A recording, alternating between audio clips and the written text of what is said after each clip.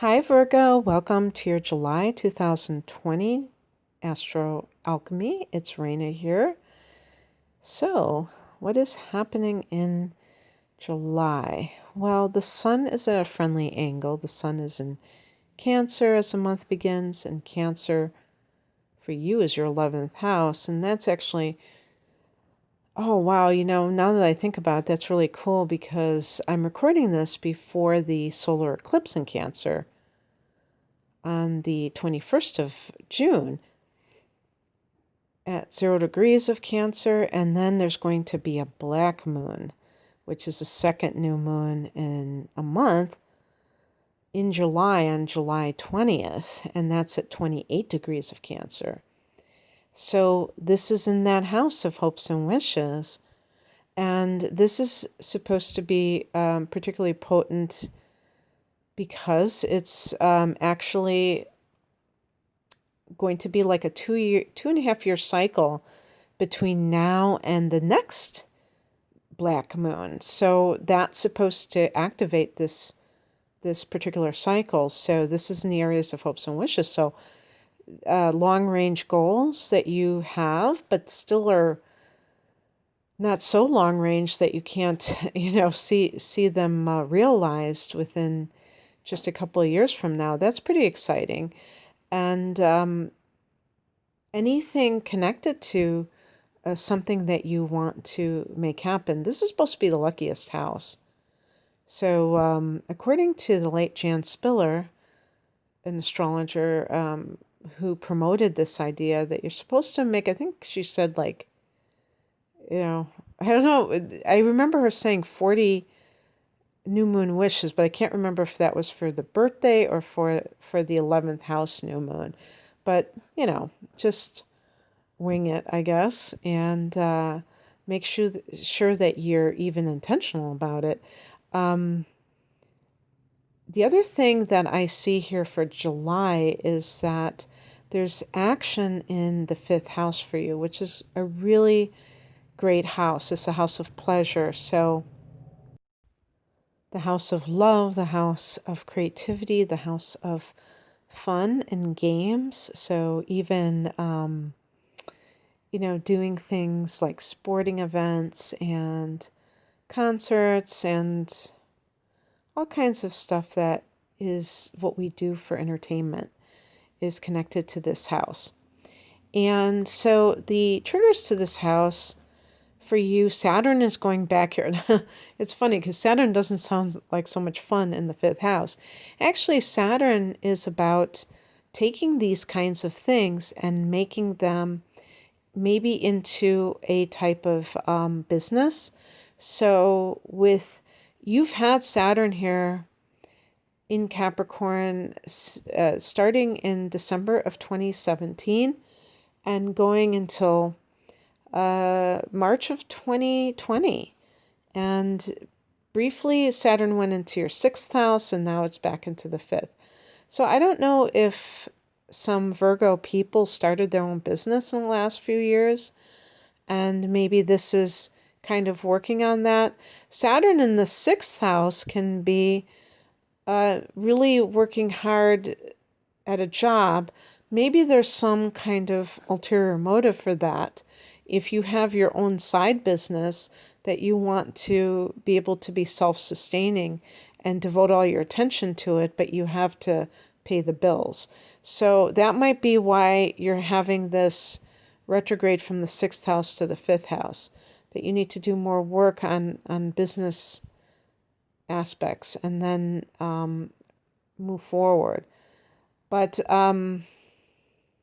also, when Saturn goes through your 5th house, you may take love a lot more seriously and not feel this sense of simply treating it as if it's frivolous, because the 5th house is a house of dating, but not necessarily long-range relationships.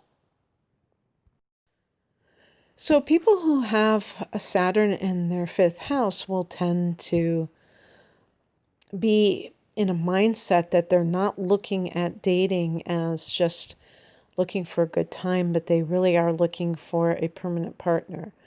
And we have had Venus retrograding in June. It's possible that you rethought a relationship, and now that Saturn is in that fifth house, you're dealing with these issues all over again, because Venus retrograde can bring somebody from the past. And actually, there's a Mercury retrograde as the month begins too. So that might be connected to that somehow. And doing that work that is required before you can commit to somebody.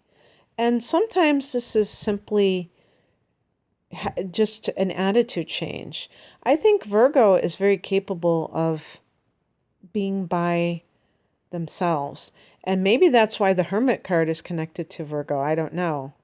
But regardless, that might be something, or even if it's an artistic project that you need to rework in some way. And what else is happening? We're having a lunar eclipse in Capricorn on July 5th. So this is at 13 degrees of Capricorn. For some of you, this is actually falling. This could be falling in your fourth house. I have been saying if you're born from the 14th to the 29th degree of Virgo, it's going to fall in your fourth house. But that's only with the equal house system, because I was like doing the calculations with my own chart with a previous video, and I realized that that's still going to be inaccurate for the unequal house system. So, oh well. But for some of you, this will fall in the fourth house and could be very emotional. This is a water house that's connected to Cancer, and it can be a situation of, childhood issues coming to the surface, but maybe to be released. And maybe this is something that has held you back for a long time because you have believed something that is not true about life, based on what happened to you when you were a child. And the lunar eclipse is connected to Mother, so some kind of realization about your relationship with her may even be part of this. And for some of you that this is in the fifth house, this can be realizing more about love and how you have approached love. Virgo is not a romantic sign, okay? I have the moon in Virgo. I know that emotionally, I don't have the same kind of approach that somebody who has the moon in Cancer, the moon in Pisces does. And I'm okay with that, but other people are not. I mean, when I say are not, I'm just saying I can just imagine that they're not. And you may have gotten this as well, where if you have been involved with somebody, maybe it's a water sign or a fire sign, they think that you're too dry. They think that you are, whatever. If you've ever had this problem, Virgo, with a significant other, you may kind of like get some realization about why this is happening. And it can go back quite a ways. And you can see how in some cases, trauma or even feeling like you had to be something that you were not can contribute to, rejecting relationships in an unconscious way because you don't want to feel like you are trapped or misunderstood. And so anyway, something emotional can come about with this eclipse in your concept of love. This could be like an amazing idea for a creative project as well, or finishing like a long project that really is a milestone for you. Mercury goes direct on the 12th of the month, and this is in Cancer. So in that 11th house, and you've had this retrograde going on since June. And so this may have been a misunderstanding with friends, with a friend or a group. This might have been just thinking about one of your dreams and maybe rethinking it in some way. Not sure, researching, doing something to see if it's even viable, and coming to some sort of understanding, or, within yourself about that. So Mars is in Aries all month long, and for Virgo, this is the 8th house. Mars in the 8th house is a very interesting place because Mars is one of the rulers of the 8th house.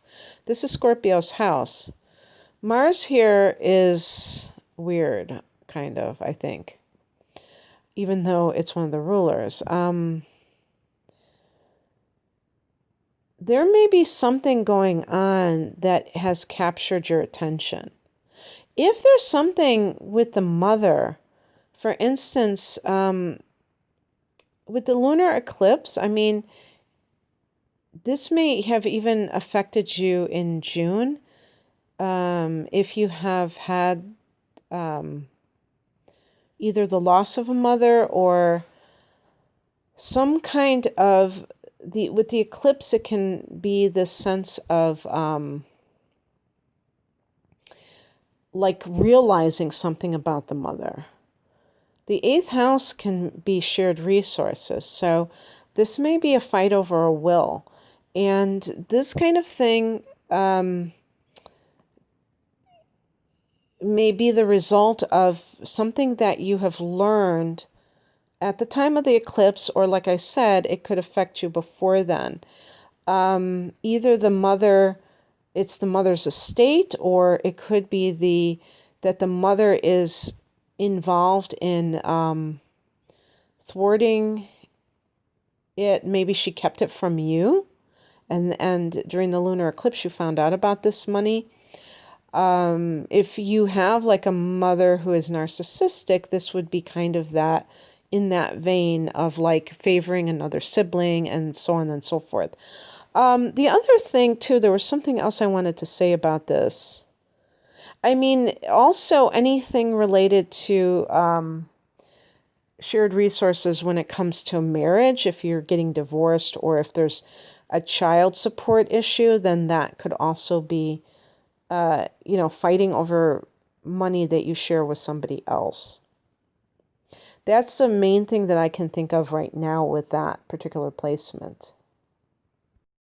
I guess I could mention sex. This is a sex house, and Mars is a sex drive. So that can be ratcheted up. You're going to be ratchet. No, I'm just kidding. A bit. And this is more what we call spiritual sex, where a person is involved with somebody intimately. It's not just random. The 5th house is more of the sex for the sake of sex. The 8th house is more directed towards trying to elevate one's consciousness, if you will, and that sort of thing. But I mean, you could kind of generalize it and say that this is kind of being activated. We have a black moon at 28 degrees of Cancer on the 20th. I've already mentioned about that, so I'm not going to talk about that. And then on the 22nd, we have the sun going into Leo. Now, that is your 12th house. And believe it or not, I mean, I'm recording this in mid-June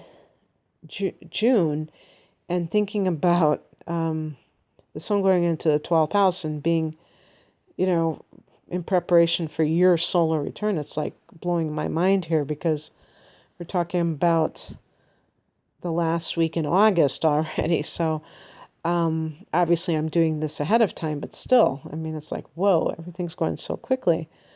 So this may be a time when you feel more like being that hermit and kind of contemplative and whatnot, and not as social, more thoughtful, more reflective. So in any case, Virgo, I hope that you enjoyed this. If you'd like a personal reading, the link to my site is below. Thank you for watching. Bye.